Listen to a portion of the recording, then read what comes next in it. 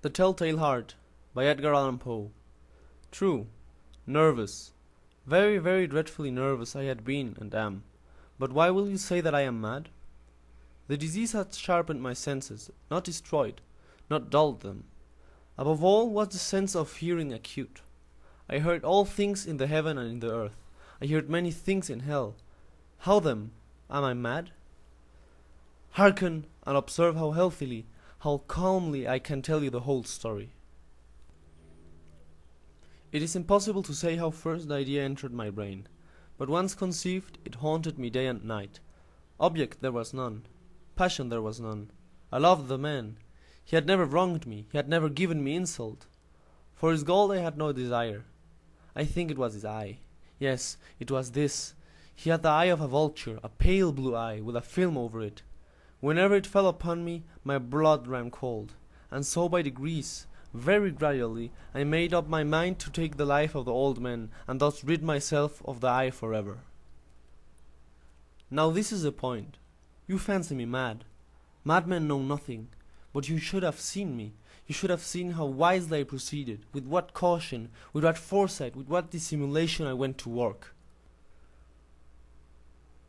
I was never kinder to the old man than during the whole week before I killed him. And every night, about midnight, I turned the latch of his door and opened it, oh so gently. And then, when I had made an opening sufficient for my head, I put in a dark lantern, all closed, that no light shone out. And then I thrust in my head. Oh, you would have laughed to see how cunningly I thrust it in. I moved it slowly, very, very slowly, so that I might not disturb the old man's sleep. It took me an hour to place my whole head within the opening so far that I could see him as he lay upon his bed. Would a madman have been so wise as this? And then, when my head was well in the room, I undid the lantern cautiously, oh so cautiously. Cautiously, for the hinges creaked. I undid it so much that a single thin ray fell upon the vulture eye.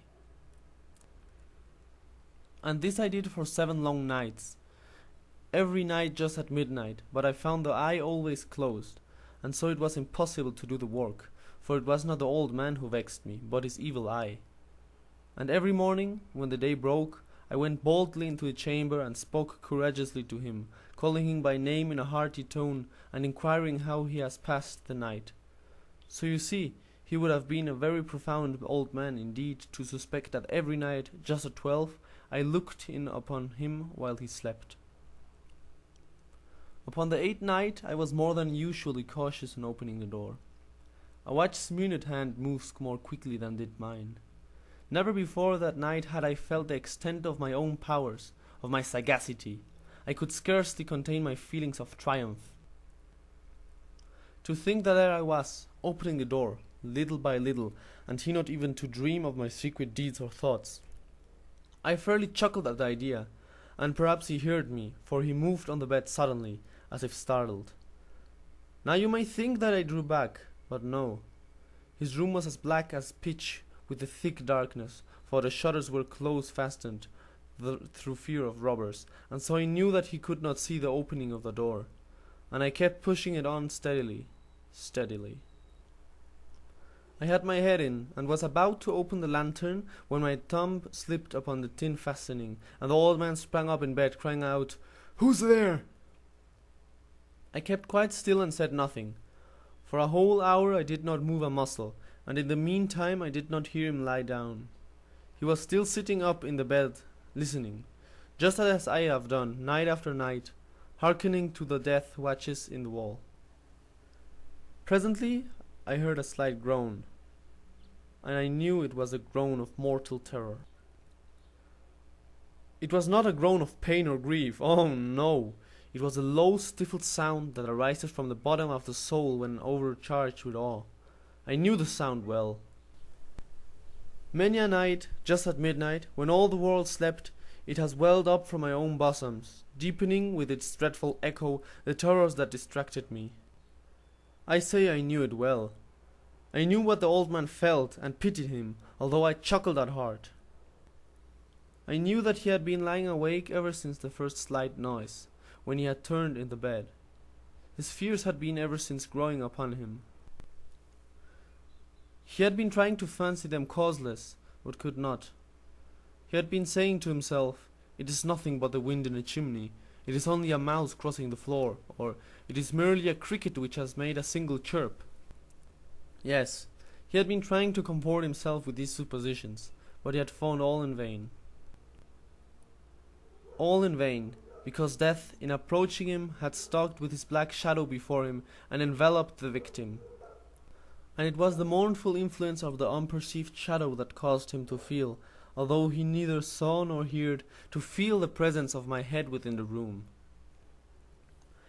When I had waited a long time, very patiently without hearing him lie down, I resolved to open a very, very little crevice in the lantern. So I opened it. You cannot imagine how stealthily, until, at length, a simple dim ray, like the thread of the spider, shot from the crevice and fell upon the vulture eye. It was open, wide open, and I grew furious as I gazed upon it. I saw it with perfect distinctness, a dull blue, with a hideous veil over it that chilled the very marrow in my bones. But I could see nothing else of the old man's face or person, for that I had directed the ray as if by instinct precisely upon the damned spot. And have I not told you that what you mistake for madness is but over-acuteness of the sense? Now I say, there came to my ears a low, dull, quick sound, such as a watch makes when enveloped in cotton. I knew that sound well, too. It was the beating of the old man's heart. It increased my fury, as the beating of a drum stimulates the soldiers into courage. But even yet I refrained and kept still. I scarcely breathed. I held the lantern motionless. I tried how steadily I could maintain the ray upon the eye. Meantime the hellish tattoo of the heart increased. It grew quicker, and louder every instant. The old man's terror must have been extreme. It grew louder, I say, louder every moment. Do you mark me well? I have told you that I am nervous.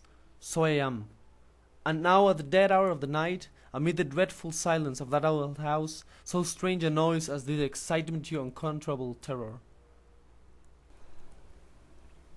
Yet, for some minutes longer I refrained and stood still.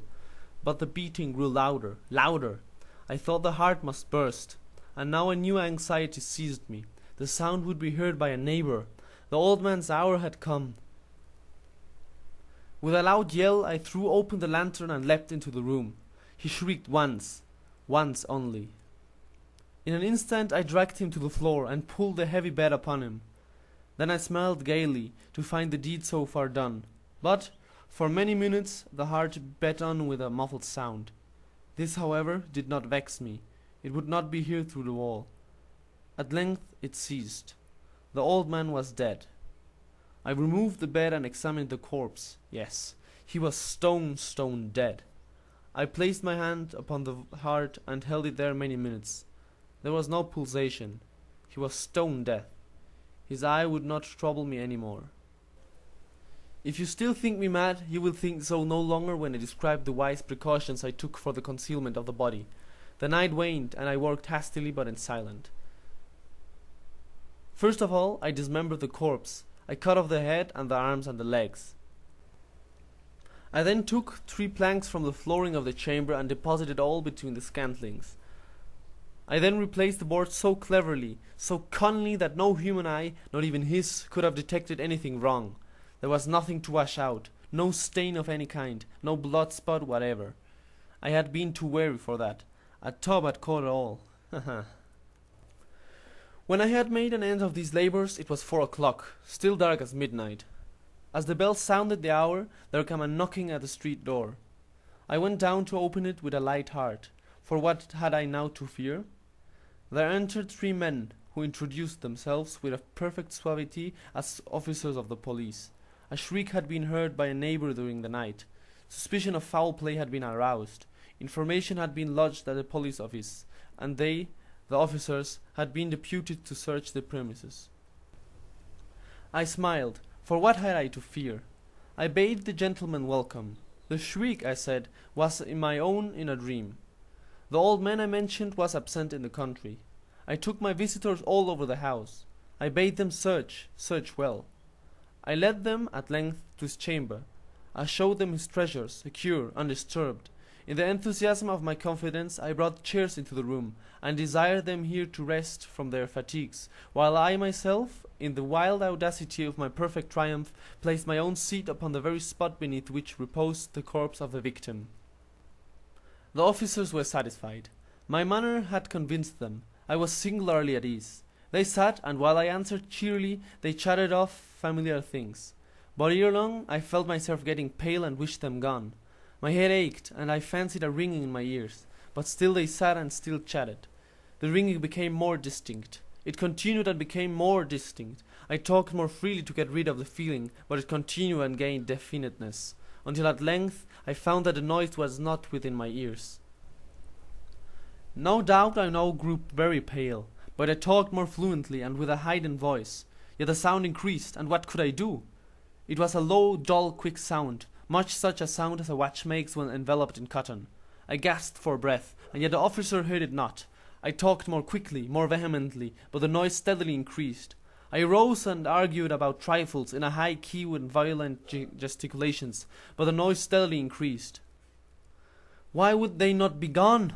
I paced the floor to and fro with heavy strides, as if excited to fury by the observations of the men, but the noise steadily increased. Oh God, what could I do? I foamed, I raved, I swore. I swung the chair upon which I had been sitting and grated it upon the boards, but the noise arose over all and continually increased. It grew louder, louder, louder, and still the men chatted pleasantly and smiled. Was it possible they heard not? Almighty God, no, no. They heard, they suspected, they knew. They were making a mockery of my horror. This I thought, and this I think. But anything was better than this agony. Anything was more tolerable than this derision. I could bear those hypocritical smiles no longer. I felt that I must scream or die, and now, again, hark! Louder, louder, louder, louder! Villains! I shrieked. Dissemble no more! I admit the deed. Tear up the planks. Here, here! It is the beating of his hideous heart.